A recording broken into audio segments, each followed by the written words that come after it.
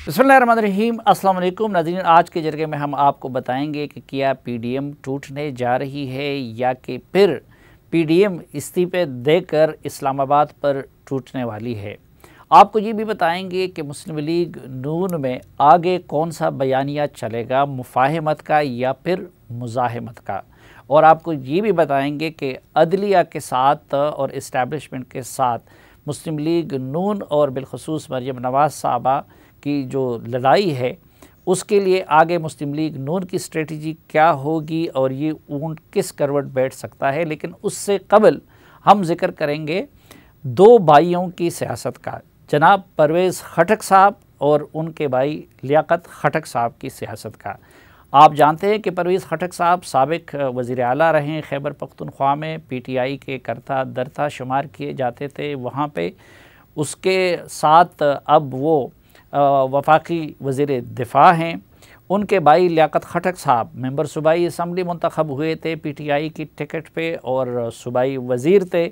इसी तरह उनके बेटे भी एमपीए हैं और इसी तरह उनके दामाद वो भी कौमी असम्बली के रुकन हैं पीटीआई की टिकट से।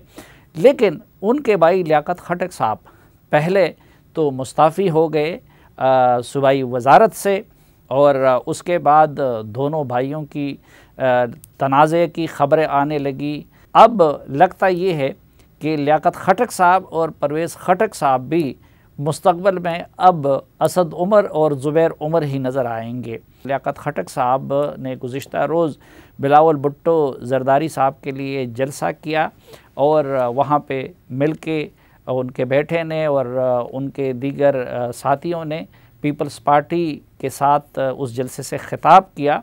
तो हमने ज़रूरी समझा कि लियाकत खटक साहब और परवेज़ खटक साहब से इस मामले पे बात कर सके। तो नाज़रीन हमारे साथ नौशहरा से मौजूद हैं साबिक सूबाई वज़ीर पीटीआई के, मौजूदा रुकन असम्बली पीटीआई के, क्योंकि अभी तक वो रुकन सूबाई असम्बली हैं, और पीपल्स पार्टी में शमूलियत इख्तियार करने वाले जनाब लियाकत खटक साहब। खटक साहब ये बताइए कि खैबर पख्तूनख्वा में पीटीआई तकरीबन आप दोनों भाइयों के मुट्ठी में बंद थी। आपके भाई वज़ीर आला रहे, अब वज़ीर दिफ़ा हैं, 3-4 बंदे आप लोग पार्लियामेंट में थे। तो आपको पीटीआई क्यों छोड़ दी पड़ी? यानी कोई ख़ानदानी तनाज़े की वजह से आपने पार्टी छोड़ दी या कि नहीं पार्टी से कोई इख्तलाफ आ गया था या अपने भाई से आ गया था? जी मेरे कोई ख़ानदानी तनाज़ा नहीं है। हुआ ये कि जब मैं मिनिस्टर बना इरिगेशन का तो मेरे मिनिस्ट्री में गैर सियासी लोग मदाखलत कर रहे थे। मैंने उसके सेक्रेटरी से भी बात की लेकिन सेक्रेटरी मेरी बात सुनने को तैयार नहीं था। और क्या नाम है, मैंने मीटिंग बुलाई, मिनट्स उसके मेरे पास मौजूद है। मेरे कुछ तहफ़्फ़ुज़ात थे, मैंने उनसे मीटिंग में कही, सेक्रेटरी आए नहीं, उसको कन्वे किया गया। फिर उसके साथ मेरी बाद में मुलाकात हुई तो उसने कहा कि मेरी मजबूरी है, मैं कुछ भी नहीं कर सकता। और जो मेरे एज ए सूबाई असम्बली मेंबर जो फंड्स थे मेरे हलके के वो भी कुछ और लोगों ने तकसीम की और मुझे इन तमाम महकमों में कहा गया, ख़ास करके पब्लिक हेल्थ में, टीएमए में, सीएनडब्ल्यू में, हर डिपार्टमेंट में कि ये फ़ंड कोई और इस्तेमाल करेगा। मैं आइडेंटिफिकेशन भी नहीं कर सकता था कि इस इलाके में आइडेंटिफाई कोई स्कीम था, किसी लोगों की ज़रूरत थी, कोई पानी की स्कीम थी या गली की थी या कोई ड्रेनेज की थी, तो मैं उसके कहता तो वो भी नहीं होता था। तमाम चीज़ें बंद की गई और मुझे इस पोजीशन में ला रहे थे कि मैं कॉर्नर हो जाऊँ। तो ये आपके साथ ज़्यादती कौन कर रहा था? वज़ीर आला महमूद खान साहब कर रहे थे या कि परवेज़ खटक साहब के ईमा पे ऐसा हो रहा था? ये मुझे नहीं पता कि कौन कर रहा था, लेकिन मुसलसल नौशहरा के जितने डिपार्टमेंट्स थे और जो इरिगेशन डिपार्टमेंट जो मेरा अपना था, तो लाज़मी बात है चीफ मिनिस्टर ने कहा होगा कि इनके काम ना करें। और क्या नाम है, मुझसे लोग काम मांग रहे थे और मैं मजबूर था, कोई सुनने को तैयार नहीं था। तो इमरान खान साहब के नोटिस में ये नहीं था, उन्होंने आप जैसे अहम भाइयों के इस मामले को हल करने की कोई कोशिश नहीं की थी या आप उनके नोटिस में लाए थे? मैंने जी प्रिंट मीडिया के थ्रू, इलेक्ट्रॉनिक मीडिया के थ्रू रिक्वेस्ट की कि मुझे 5 मिनट का टाइम दिया जाए, लेकिन मुझे किसी ने नहीं सुना। या एक दफ़ा मेरे इमरान खान से टेलीफोन पे बात भी हुई गवर्नर शाह फरमान के फ़ोन के ज़रिए, और उन्होंने मुझे कहा कि मुझे अफसोस है आपके साथ ज़्यादती हुई। और उसके बाद वज़ीर आला महमूद खान इस्लामाबाद आए, शाह फरमान मौजूद था और उन्होंने कहा कि हम अज़ाला करेंगे, लेकिन उसके बाद उन्होंने दोबारा पूछने की ज़हमत भी नहीं की। आम तासुर तो यही है कि चूँकि ज़िमनी इलेक्शन में जो जमशेद खान साहब की रहलत से खाली हुई थी, तो कहते हैं आप बैठे के लिए उसका टिकट मांग रहे थे, लेकिन वो चूँकि खटक साहब ने उनके बेटे को दे दिया तो उस पर आप नाराज़ हो गए। अल्लाह हाज़िर नाज़िर है, मैंने ज़िमनी इंतखाबात में न कभी टिकट मांगा था और न मेरी कोई ख्वाहिश थी। मेरे पास इलाके के लोग आए थे कि वो इलेक्शन लड़े, मैंने उनको रिफ्यूज़ किया दो वजूहात से।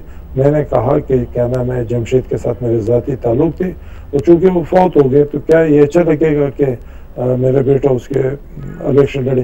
कोई साबित करे कि मैंने PTI से बेटे के लिए टिकट मांगा हो या किसी को मैंने जिक्र किया कि मेरे बेटों को टिकट दिया जाए और या वो इलेक्शन लड़े। अच्छा, तो अभी आपने फिर PTI की बजाय पीपल्स पार्टी का इंतखाब कैसे किया? मैंने नहीं किया, मेरा बेटा क्या नाम है लोगों के साथ जो पार्टी वर्कर्स थे उनके कहने पे उसने फैसला किया। तो आप अभी बाकायदा पीपल्स पार्टी के साथ शामिल हो गए हैं? मैं उनकी हमायत कर रहा हूँ इस वक्त पीपल्स पार्टी की। अच्छा, तो ये बड़ा अजीब सा नहीं लगता कि कल तक आप लोग कह रहे थे या अभी भी PTI वाले कहते हैं, अभी भी परवेज़ खटक साहब कहते हैं कि जी पीपल्स पार्टी वाले चोर हैं, करप्शन करते हैं, तो PTI जैसी पाक साहब पार्टी को छोड़ के आप उल्टा पीपल्स पार्टी में चले गए? ये तो जी जहाँ तक इल्ज़ामात है वो तो कई लोगों पे लगे, कई पार्टियों पे लगे, लेकिन क्या आज तक कोई इल्ज़ाम साबित हुआ है? ये अदालतों का काम है कि वो साबित करे। जब वो हो जाएगा तो तब ये फैसला होगा कि कौन करप्ट है, कौन ईमानदार है। नहीं तो ख़ुद आपने PTI की हुकूमत को अंदर से देखा है, आप सूबाई हुकूमत का हिस्सा रहे, तो क्या वहाँ पे मामलात साफ शफाफ नहीं है? जी, इस वक्त जो PTI का जो पिछला दौर था वो बेहतर था और इस वक्त जो मौजूदा गवर्नमेंट चल रही है, आप खुद इस इलाके के हैं, इसी सूबे से ताल्लुक़ रखते हैं, आज तकरीबन तमाम सरकारी दफातर में इंतहा की करप्शन है। अच्छा, तमाम सूबाई दफातर में इंतहा की करप्शन है? खैबर जो ज़िली दफातर है, जो डेवलपमेंट के इदारे हैं, तकरीबन करप्शन उनमें ज़ोर शोर से है। तो ये वज़ीर आला या वज़ीर आज़म के नोटिस में नहीं है? मुझे कोई टाइम, मैंने तो इसीलिए इमरान खान से टाइम मांगा था कि वो मुझे टाइम दे कि मैं उनको बताऊं कि किस हाल में ये करप्शन हो रही है। और हमारा PTI का एक ही नारा था कि हम करप्शन फ्री पाकिस्तान बनाएंगे। तो जैसे पहले भी मैंने आपको कहा कि आपका भी इस सूबे से ताल्लुक़ है, तो आप खुद देखते हैं कि क्या करप्शन कम हुई है कि नहीं। मेरे हिसाब से तो कम नहीं हुई, बल्कि वही दौर है जो पहले था। नहीं तो इसमें नया पाकिस्तान नहीं है, वही पुराना पाकिस्तान है। अच्छा लियाकत खटक साहब, आपने वजारत से तो इस्तीफ़ा दे दिया था, तो क्या आप सूबाई असम्बली से भी मुस्तफ़ी हो गए हैं? मैं अभी तक नहीं हूँ, इसके साथ मैं अपने साथियों के साथ मशवरे में हूँ और जो मेरे साथियों का लोगों का मशवरा हो उसके ऊपर मैं अमल करूँगा। नहीं तो ये एक लिहाज से अब ज़्यादती नहीं है कि आप पार्टी भी अमलन छोड़ चुके हैं, वजारत भी छोड़ चुके हैं, पीपल्स पार्टी के साथ जलसा भी कर लिया, अपनी हुकूमत पे करप्शन का इल्ज़ाम भी, तो मुंतखब तो आप PTI की टिकट से हुए थे, तो अखलाकी तौर पर फिर ये ज़रूरी नहीं था कि आप सूबाई असम्बली की मेंबरशिप? मुझे जब वो नोटिस देंगे तो मैं उसके तफसीलन जवाब देने के बाद फैसला करूँगा कि वो मुझे पहले इस सिलसिले में नोटिस दे और मैं उनको जवाब दे दूँगा कि क्या वजूहात है। अच्छा, नोटिस वगैरह इन्होंने नहीं दिया पार्टी की तरफ से? मुझे अभी तक कोई नोटिस नहीं है। अच्छा, आगे अगले इलेक्शन में आपके क्या इरादे हैं? आप लोग पीपल्स पार्टी के फोरम से इलेक्शन में आएंगे? अगले इलेक्शन मेरा बेटा लड़ेगा और अभी फ़िलहाल तो बल्दियात का लड़ रहा है।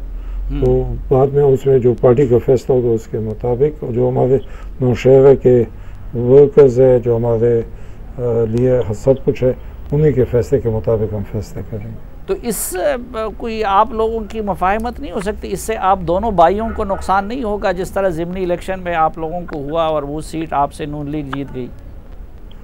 हो सकता है, ये तो लाजमी बात है। तो जब आप समझते भी हैं कि नुकसान होगा तो फिर कोई सुलह क्यों नहीं करते? या तो भाई को भी अपने साथ पीपल्स पार्टी में ले आए हैं या आप भी उनकी पार्टी में रहें। देखिए, ये तो मैं नहीं कह सकता हूँ कि कौन किस पार्टी में जाए, और ये उनकी मर्ज़ी है कि जहाँ रहना चाहती है। बहुत शुक्रिया जनाब लियाकत खटक साहब। नाज़रीन, हमने रब्ता किया परवेज़ खटक साहब से, मेरी टीम की भी उनसे बात हुई, ख़ुद मेरी भी उनसे बात हुई कि उनका मौक़िफ़ इस हवाले से जान सकें। लेकिन परवेज़ खटक साहब का कहना ये था कि वो मुनासिब नहीं समझते कि टीवी पे आके अपने सगे भाई की सवालों का या इल्ज़ामात का जवाब दे सकें। बहरहाल हमने भरपूर कोशिश की कि परवेज़ खटक साहब का मौक़िफ़ भी सामने आ जाए, लेकिन खटक साहब ये इसरार कर रहे थे कि अब सियासी लिहाज से दोनों भाइयों के रास्ते जुदा हैं, लेकिन चूँकि वो उनके भाई हैं और वो मुनासिब नहीं समझते कि उनके इल्ज़ामात का या एतराज़ात का टीवी पे आके जवाब दे सके, इसलिए परवेज़ खटक साहब का मौक़िफ़ आज के जरगे में हम शामिल नहीं कर सके। एक मुख्तसर सी ब्रेक लेते हैं और वापस आएंगे तो तज़किरा होगा PDM के मुस्तक़बल का, PDM के टूट जाने के ख़तरे का, PDM के इस्लामाबाद पे यलगार के या टूट पड़ने के इम्कान का, और हमारे साथ होंगे साबिक़ वज़ीर आज़म जनाब शाहिद खाकान अब्बासी साहब।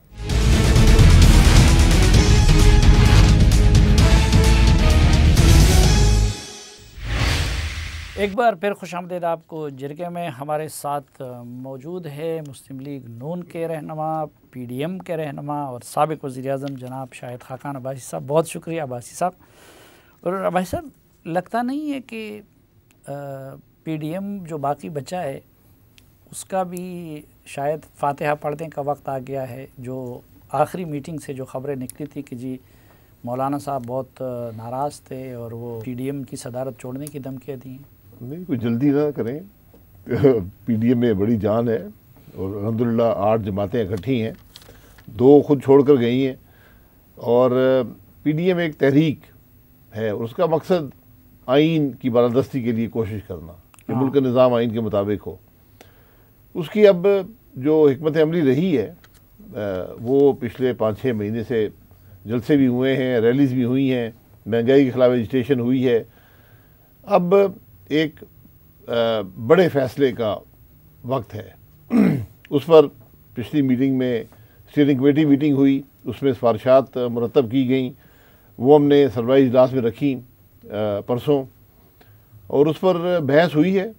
अब तमाम जमातें अपनी मुशावरत फिर करेंगी और 6 तारीख को एक हतमी इजलास होगा। कोई नाराज़गी नहीं है, कोई गुस्सा नहीं है, कोई ऐसी बात जो। लेकिन आप भी समझते हैं कि अब बड़े फैसले का वक्त है और वो वक्त गुजरता जा रहा है? नहीं, यही डिस्कशन है कि बड़ा फैसला क्या है। बड़ा फैसला लॉन्ग मार्च होता है, एक हतमी फैसला होता है, इस्तीफ़े होते हैं, निज़ाम से लहदगी होती है। ये अब देखना है कि उसके असरात क्या होंगे, उसके मुताबिक ये फैसला किया जाएगा। अखबारात में जो ख़बरें अंदर से निकली तो उसमें यही कहा गया था कि मौलाना साहब कह रहे हैं कि यार ये PDM जो है ये जलसों के लिए तो नहीं बनी थी, ये तो हकीकी जमहूरियत की बहाली के लिए बनी थी, इस सिस्टम को गिराने के लिए बनी थी। तो वो कह रहे हैं कि अगर इस्तीफ़े नहीं देते और इस सिस्टम का हम हिस्सा रहते हैं तो फिर तो PDM अपने मकसद से पीछे हट गई है। नहीं, ऐसी कोई बात वहाँ पर नहीं हुई। मौलाना साहब ने खुद प्रेस कॉन्फ्रेंस की है और सारी बात बयान की है। राय सब पार्टीज़ ने दी है और राय काफ़ी मिलती जुलती है। उसकी टाइमिंग पर, उसके मामलात पर फ़र्क हो सकता है, लेकिन ये इस बात पर सब मुत्तफ़िक हैं कि हमारा मकसद निज़ाम की तब्दीली है, इक़्तिदार का हिस्सा नहीं है। नहीं, तो इसमें तो आप लोग भी मुत्तफ़िक हैं कि इन हाउस तब्दीली या इस तरह की चीज़ें ये मसले का हल नहीं है। जी बिल्कुल, यानी इन हाउस तब्दीली करके इक़्तिदार में आना मसले का हल नहीं है। ये बिल्कुल दुरुस्त बात। ये सिर्फ आपकी राय है या पूरे मुस्लिम लीग नून की राय है? ये मुस्लिम लीग नून की भी है और ये PDM की भी है। इसमें कोई दो राय नहीं है। अच्छा, तो जब वो नहीं है तो फिर दूसरा ये है कि आप असम्बलियों में बैठ के ख़ुद उस निज़ाम के इस्तेहकाम का और उसको जवाज़ फराहम करने का बाइस बन रहे हैं। तो ये भी हकीकत है कि इस्तीफ़ों की राह में भी सबसे बड़ी रुकावट मुस्लिम लीग नून है। तो क्या आप लोग इस्तीफ़े दे सकते हैं? नहीं, देखिए, इस्तीफ़े बिल्कुल दे सकते हैं। इस्तीफ़ों का फ़ैसला जो अप्रैल में हुआ था PDM के इजलास, 10 जमातें थीं, उसमें 9 जमातों ने ये कहा था कि बिल्कुल हम लॉन्ग मार्च करेंगे मई के महीने में और उसके आखिर में इस्तीफ़े देंगे कौमी असम्बली से। ये 9 जमातों ने अपने हतमी राय दे दी थी। पीपल्स पार्टी ने उस राय से इख्तलाफ किया और फिर जो कुछ हुआ वो आपके सामने है। वो पीपल्स पार्टी का छोड़ना जो था वो इस इख्तलाफ की वजह से नहीं था। हमने उनको वक्त दिया था कि अपनी CEC के पास जाएं और फैसला करके बताएं। उसके बाद फिर, क्योंकि तमाम अपोजिशन का निज़ाम से अलहदा होने का एक असर है और अपोजिशन की एक बड़े हिस्से का भी अलहदा होने का दूसरा असर है। तो यकीनन पूरी अपोजिशन निज़ाम से अलहदा हो तो निज़ाम नहीं चल सकता। तो ये तो ऑब्वियस है कि पीपल्स पार्टी अब भी इस्तीफ़े नहीं देगी, पीपल्स पार्टी अब भी इन हाउस के हक़ में है। तो फिर हम इस ऑप्शन को खारिज आज़म खान समझे? नहीं, बिल्कुल नहीं। ये एक मामला है जो ज़ेर बहस है PDM के अंदर कि किस तरह इस्तीफ़ों को इस्तेमाल किया जाए इस निज़ाम को ख़त्म करके एक निज़ाम जो आइन के मुताबिक है उसके तहत लाया जाए। लेकिन आप अमल वो करते हैं जिसका असर हो। अगर एक अमल का असर नहीं हो रहा, ये मनफी असरात आ रहे हैं, तो फिर आप कोई और स्ट्रेटजी नहीं। तो पीपल्स पार्टी के बगैर अगर उस वक्त असर नहीं हो रहा था तो फिर अब भी तो असर नहीं होगा ना?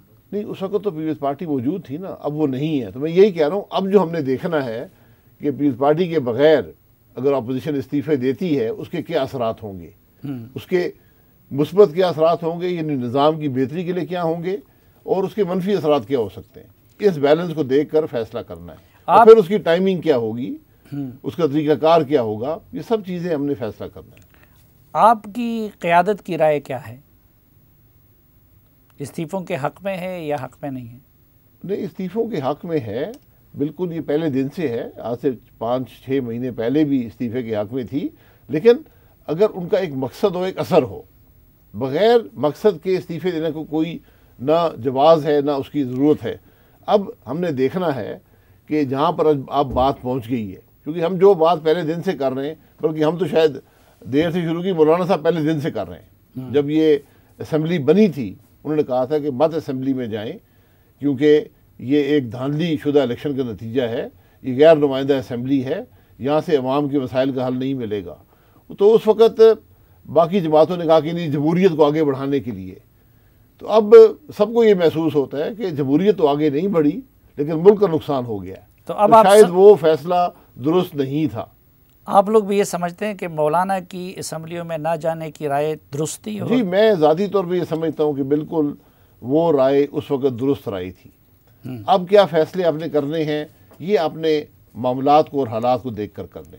कितना % इम्कान है, क्योंकि आप सिर्फ मुस्लिम लीग नून के मरकज़ी रहनुमा नहीं हैं बल्कि आप PDM के भी मरकज़ी रहनुमा हैं, तो अपनी क़यादत के साथ भी आप राब्ते में हैं, तो हम कितनी तवक्को करें कि दिसंबर के पहले हफ्ते में जो PDM का इजलास हो रहा है उसमें इस्तीफ़ों का फ़ैसला हो सकता है?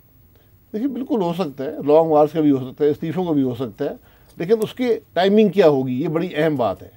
असूली तौर पे आप फैसला कर सकते हैं, लेकिन कब इस्तेमाल किया जाएगा ये हालात के साथ और वक्त के साथ आप फैसला कर। लेकिन बल्दियाती इलेक्शन का भी तो आप लोग बाइकाट नहीं कर रहे, उसमें आपकी पार्टी जा रही है, तो बल्दियाती इलेक्शन के होते हुए कोई मोमेंटम आप बना सकेंगे हुकूमत के ख़िलाफ़? देखिए, इसमें भी दो राय हैं, ये हमेशा दो राय रहती हैं। इलेक्शन में हिस्सा लेना या ना लेना वो निज़ाम अपने तौर पे है, ये एक धांधलीशुदा निज़ाम है। अब क्या हम इसको उससे जोड़ें या वो मैदान खाली छोड़ दें, ये किसी भी सियासी जमात के लिए बड़ा फ़ैसला और मुश्किल फ़ैसला होता है। कितना इम्कान है इस बात का कि आपकी पार्टी पंजाब में या कौमी असम्बली में अदम एतमाद लाने की पीपल्स पार्टी की मुहिम का हिस्सा बन जाए?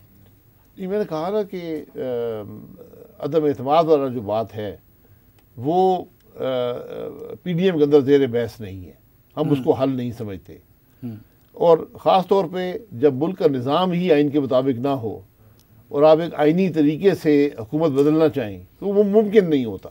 पीपल्स पार्टी की तरफ से अब ये राब्ता हो रहा है या ये ऑफ़र आपको दी जा रही है अदम एतमाद के लिए? नहीं, ऐसी कोई ऑफ़र नहीं आई।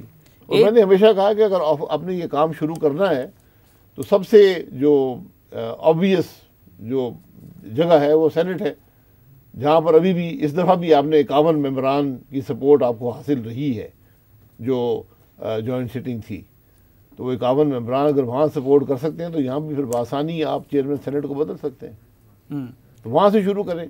तो कुछ खबरें तो इस तरह आ रही है कि उस पर मुस्लिम लीग नून और पीपल्स पार्टी की बातचीत हो रही है। सिर्फ मामला ये है कि नून लीग कहती है कि जी चेयरमैन हमारा हक होना चाहिए, मेंबर्स हमारे ज़्यादा हैं, तो ऐसी बात नहीं है? नहीं, ऐसी कोई बात नहीं है। ऐसी ये कोई डिस्कशन नहीं हुआ और हमारी कोई इसरार नहीं है कि फलाना मेंबर हो या ना हो, चेयरमैन हो या ना हो। बल्कि हम बूझ जाते हैं कि हमने 2018 में भी हमने कहा था कि रज़ा रबानी साहब को चेयरमैन बना दें। तो मौजूदा चेयरमैन जो किस तरह बने थे आप उस मामले से बेहतर वाकिफ़ हैं। लेकिन अब तो एक तो जो नोटिफिकेशन के मामले पे जो कुछ हुआ और फिर जो ट्रांसफ़र पोस्टिंग हुई, तो आप नहीं समझते कि तब्दीली आ गई है, तो अब अगर आप लोग कोशिश करें तो नतीजा उसके उलट होगा? देखिए, तब्दीली आ गई है, हम उस तब्दीली का हिस्सा बनना चाहते हैं नहीं, ये बड़ा मुश्किल सवाल है। ये तब्दीलियाँ जो हैं ये मुल्क के मामलात को ख़राब ही करती हैं। तो हम एक जमहूरी निज़ाम के तहत, एक आइनी निज़ाम के तहत अगर मामला मुल्क के अंदर एक तब्दीली आती है निज़ाम की तो फिर मुमकिन होगा। बात है निज़ाम की तब्दीली, बात इमरान खान को हटा के वहाँ खुद बैठ जाएँ, इसी धांधलीशुदा निज़ाम का हिस्सा बन लें, उसका कोई मकसद नहीं है। नहीं, तो निज़ाम का तो आप लोग हिस्सा हैं ना जब असम्बलियों में बैठे हैं। नहीं, अपोजिशन में बैठे हैं। निज़ाम बिल्कुल आप कह सकते हैं निज़ाम का हिस्सा है, लेकिन कम से कम एक मुस्बत किरदार तो अदा कर रहे हैं ना। कम से कम उस खराबी को जो नज़र आती है कुछ रुकावट तो डालते हैं। लेकिन जब तक आप मुल्क का निज़ाम नहीं बदलेंगे, जब तक ये मुदाखलत ख़त्म नहीं होगी निज़ाम के अंदर, अभी भी आप देख लें जॉइंट सिटिंग में जो कुछ हुआ, एक हफ़्ता पहले अक्सरियत नहीं थी, हफ्ते बाद अक्सरियत मौजूद हो गई, टेलीफोन कॉलें गई, लोग तशरीफ ले आए। उससे तो लगता ही है कि कुछ टेलीफोन कॉलों का असर मुस्लिम लीग नून पे भी हो गया। नहीं, बिल्कुल नहीं। हमारी पूरी तादाद जो थी अपोजिशन की 203 हमने गिनी थी, 203 मौजूद थी। तो आगे उसके बारे में क्या स्ट्रेटजी है? अदालत में जाएंगे या कि नहीं बस जो हो गया सो हो गया? नहीं, जो हो गया वो कर बदल दिया जाएगा। ये तमाम जमातों का इत्तेफाक है कि जो गलत बिल हैं, जो मुल्क के मुफाद में नहीं हैं, वो पाकिस्तान के कानून का हिस्सा नहीं रहेंगे।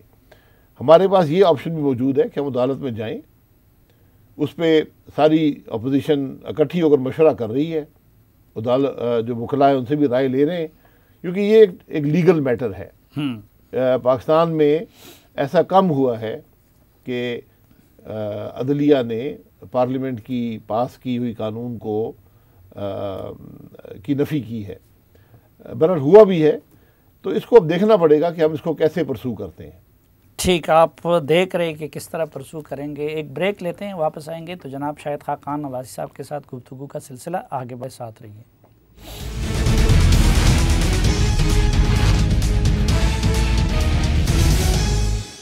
एक बार फिर खुश आमदेद आपको जिरगे में। शाहिद खान नवाज़ी साहब, मियाँ साहब वापस क्यों नहीं आते बड़े मियाँ साहब? ये सवाल हम हमेशा करते हैं और मेरा वही जवाब है, मियाँ साहब इलाज के लिए गए हैं, इलाज मुकम्मल होगा तो आ जाएंगे। उससे पहले आना ये मियाँ साहब का ज़ाती फ़ैसला है। मियाँ साहब की सीरियस इलनेसेस हैं। आप ज़रा वो रिपोर्ट देख लें जो ब्रिटिश डॉक्टर ने तैयार की है, और वो किसी के ताबे वहाँ नहीं है। हमारे तो मौजूदा चीफ जस्टिस कह रहे हैं मैं ताबे नहीं हूँ, लेकिन हमारे तो चीफ जस्टिस साहब ने खुद कहा जी मैं क्या करूँ, कन्विक्शन तो करानी है नवाज शरीफ साहब की। तो हमारे हालात फ़र्क है, वहाँ फ़र्क है। किस चीफ जस्टिस ने कहा? साकिब निसार साहब ने। उन्होंने उस ऑडियो रिकॉर्डिंग में कहा ना कि मुझे हुक्म आया है, तो दूसरे आदमी ने कहा जी ये तो बनता नहीं है केस। उसने कहा बने या ना बने, हमने तो कन्विक्शन करनी है। नहीं, अगर उसको आप इतना ऑथेंटिक समझते हैं तो मीडिया में उससे कहने की बजाय आप लोग अदालत में क्यों नहीं पेश करते उसको? देखिए, अदालत में पेश करना, मैं हकीकत से अगर मेरे पास हक भी हो ना, जो कि है एक शहरी होने के नाते, मैं नहीं जाऊंगा। क्यों?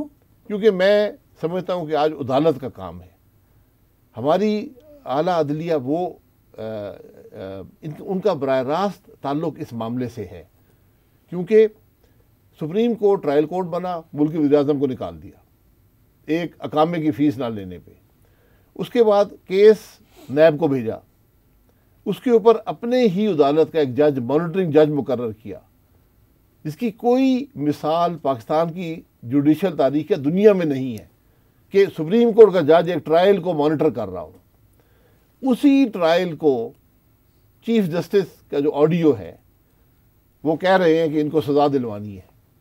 लेकिन चीफ जस्टिस साकिब निसार तो खुद उस बेंच का हिस्सा भी नहीं थे। नहीं, बेंच ये जो सज़ा दिलवानी है ट्रायल कोर्ट से दिलवानी है, जिसकी मॉनिटरिंग साकिब निसार साहब चीफ जस्टिस ऑफ पाकिस्तान का ही एक सुप्रीम कोर्ट का जज कर रहा था। यानी सुप्रीम कोर्ट खुद मॉनिटर कर रही थी और चीफ जस्टिस कह रहा है कि सज़ा दिलाओ। तो बाकी जजेस उस तरह उसके पाबंद या मातहत नहीं होते? बहुत सारे डिसीजन में चीफ जस्टिस का अलग राय आ जाती है, बाकी बेंच में अदर जजेस का अलग आ जाता है। जी, ये मामला ट्रायल कोर्ट का है। ये ट्रायल कोर्ट की जो अकाउंटेबिलिटी का ट्रायल कोर्ट है, उसको कहा जा रहा है कि तुमने सज़ा देनी है, हमने सज़ा दिलवानी है, हमें हुक्म है, हमने निज़ाम की परवाह नहीं करनी है, हमने इंसाफ के निज़ाम की परवाह नहीं करनी, हमने सज़ा देनी है। ये बड़ा गहरा और संजीदा मसला है, ख़ास तौर पे उस केस में जिसकी निगरानी खुद सुप्रीम कोर्ट कर रहा हो। अगर ये कोई आम केस होता फिर भी बहुत गलत है।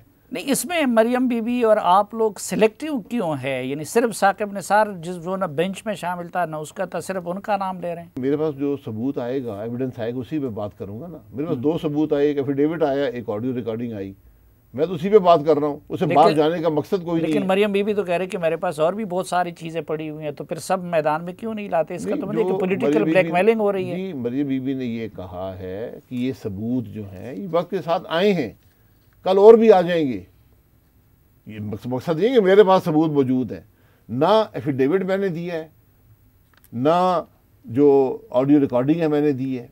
एक चीफ जस्टिस जीबी ने दे रहा है, मौजूद है मुल्क के अंदर। एक अहमद नूरानी साहब जो जर्नलिस्ट हैं उन्होंने दिया है। और दूसरा जो गालिबा नासिर साहब जो पहले अरशद मलिक साहब की वीडियो सामने लाए थे, अब उस रोज़ उन्होंने तो ये कह दिया है, उन्होंने भी कह दिया कि जी हमारे पास और भी बहुत सारे। उनके पास कुछ हुआ तो ज़रूर दे दें। हाँ, मैं तो ये कहूँगा जिसके पास जो कुछ है वो दे। मैं तो हमेशा से कहता हूँ ट्रुथ कमीशन बनाएं, आपको सलीम साफी का प्रोग्राम बंद हो जाएगा। इतनी दिलचस्प चीज़ें आपको मिलेंगी इस मुल्क की तारीख में, बहुत सी दिलचस्प बातें। नहीं तो यार ट्रुथ कमीशन फोरम है या अदालत फोरम है, उधर लाने की बजाय मीडिया में लाया जा रहे हैं और फिर धमकी दी जा रही है कि हमारे पास और भी है। तो ये ऐसा नहीं है कि एक ब्लैकमेलिंग कर रही है आपकी पार्टी? मीडिया में मैं नहीं लाया, मैं तो बराह रास्त मुतासिर हो रहा हूँ जो कुछ आया है मीडिया में। मुझे आपने कन्विक्ट कराया, सुप्रीम कोर्ट का चीफ जस्टिस कह रहे हैं इनको कन्विक्ट करो, केस बनता है या नहीं बनता मुझे परवाह नहीं है, मुझे हुक्म आ गया है। उधर कह रहा है कि इसकी बेल मत होने देना इलेक्शन तक। तो इलेक्शन के मामले में इंटरफियरेंस हो रही है, अदल के निज़ाम में भी हो रही है, और उस केस में हो रही है इसकी निगरानी खुद सुप्रीम कोर्ट कर रहा है। तो अब ये मसला सुप्रीम कोर्ट का है जो सुओ मोटो पावर्स रखते हैं। कल से बिल्डिंग गिरनी शुरू होगी कराची में। अगर एक बिल्डिंग गिर सकती है, यहाँ तो जो इंसाफ का पूरा निज़ाम हिल गया है।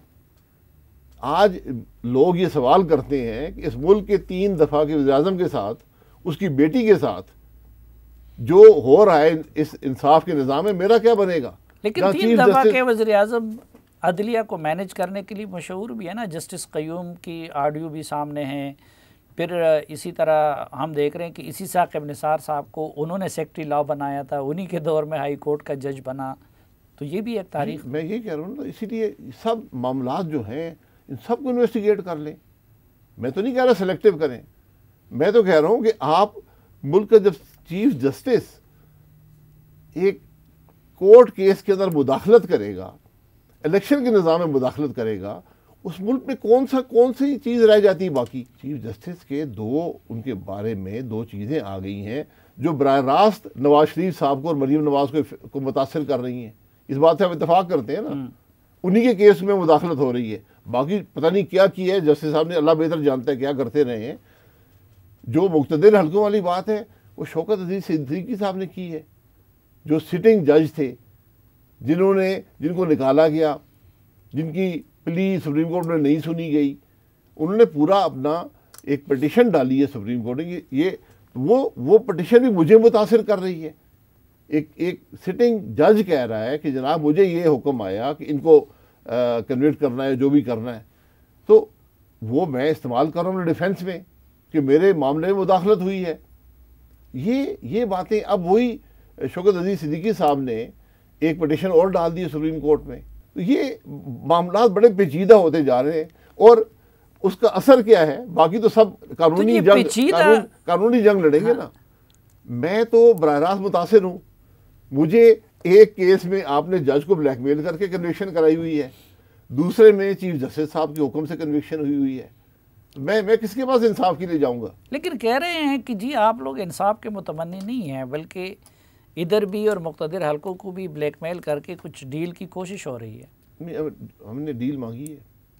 आप लोगों ने डील किस मकसद के लिए की है ना? नहीं, किस मकसद के लिए डील? हमने क्या हासिल करना है? मसलन आप लोगों ने डील के मौके बहुत होते रहे हैं।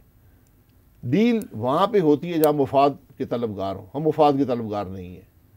हम तो एक बात कर रहे हैं, पीपल्स पार्टी दोबारा पीडीएम में आ सकती है। पीपल्स पार्टी आना चाहे तो आ सकती है, लेकिन इत्तेहाद जो होते हैं वो इत्तेमाद की बुनियाद पर होते हैं। अगर मेरा साथी बैठा होगा, मुझे उस पर इत्तेमाद ही नहीं है, तो क्या बैठने का मकसद नहीं है? इत्तेमाद को बहाल करें, बिल्कुल आए। इलेक्शन में टीएलपी का मुस्लिम लीग नून के साथ इत्तेहाद का ज़्यादा इम्कान है या पीटीआई के साथ? टीएलपी सियासी जमात है, अपना इलेक्शन लड़े, जिससे इत्तेहाद मर्जी करना चाहे, ये उनका फैसला है, और जिस जमात से वो इत्तेहाद करेंगे उसका फैसला है। उनको जिस तरीके से सियासी जमात बनाया गया ठीक हो? नहीं, सियासी जमात किसने बनाया? सियासी जमात तो पिछले इलेक्शन भी लड़े थे। टीएलपी इलेक्शन लड़ी है 2018 में, और पंजाब में तीसरे नंबर पर आई है। इस दफ़ा भी बल्दियाती इंतखाब भी लड़े हैं, कैंटोनमेंट बोर्ड के इंतखाब भी लड़े हैं, बाई इलेक्शन भी लड़े हैं। आपने इनको पता नहीं पहले का नज़म करार दिया, फिर शेड्यूल में डाला लीडर्स को। सफेद साहबा भी माजी में इलेक्शन लड़ चुकी थी, उनके एमएनएज भी बन चुके थे, उनके एक वोट से जो है वज़ीर आज़म जमाली भी बने थे। तो आप नहीं समझते कि ये रियायत, फिर ये सलूक उनके साथ भी होना चाहिए जो टीएलपी के साथ हुआ? जी बिल्कुल होना चाहिए। अगर आप एक प्रेसिडेंट कायम कर रहे हैं मुल्क के अंदर, तो सबको वही फिर उसका बेनिफिट मिलना चाहिए। यानी सफेद साहबा, लश्कर तैयबा, इन सब के साथ जी, अगर यही आप जो देखें, जो कुछ हुआ है सबके सामने है। आपने खुद तंजीम को कलअज़म करार दिया, आपने उनके लीडरान को शेड्यूल 4 में डाला, 30 के करीब लोग शहीद हुए। फिर आपने कहा कि नहीं अब हम मुज़ाकरात कर रहे हैं, फिर मुज़ाकरात की कामयाबी आ गई। तो अब अगर यही हम रिकन्सिलिएशन ही करनी है, ट्रूथ, हम तो रिकन्सिलिएशन पे आ गए ना, ट्रूथ हमने छोड़ दिया। तो फिर वाई नॉट टीटीपी? टीटीपी से भी आप हुकूमत खुद कह रही है हम बात कर रहे हैं, लेकिन टीटीपी का मामला जो है वो रियासत के ख़िलाफ़ टीटीपी एक दुश्मन के तौर पर रही है।